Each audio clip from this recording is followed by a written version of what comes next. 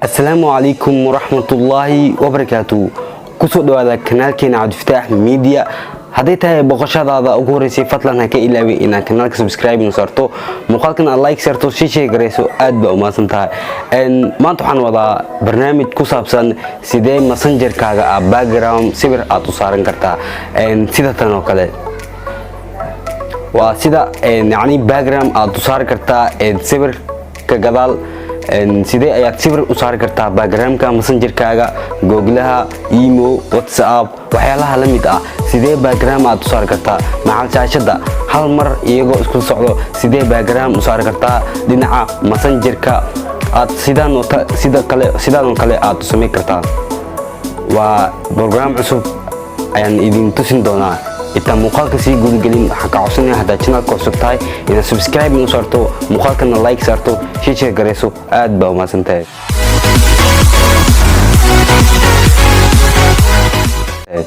barnaamijka aan wado wuxuu yahay sidee ayaad sawir background ama gadaal kaga jiro aad u saari kartaa messenger-ka sida tan oo kale sidee ayaad u saari kartaa marka muuqaalkan ay kugu tusin doonaa daawasho wacan Play Store-ka ayaad imaanaysaa markaad imaado xagga searching-ka waxaad ku qoraysaa designer tools markaad ku qorto sida tan ayuu kugu soo baxayaa aniga uu ii degsan yahay adiga sida tan ayuu soo qoraysaa kadib open ayaad dhigaysaa open markaan dhaho calaamadan sax saaraysaa hadduu sax kuu ahayn kadib waxaad imaanaysaa meeshan hadda ayaad imaanaysaa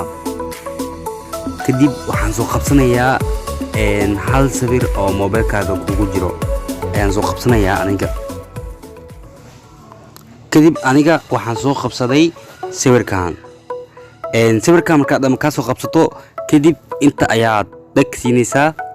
sida tan wuu saarmay hadda waxaan aadaynaa marka messenger-ka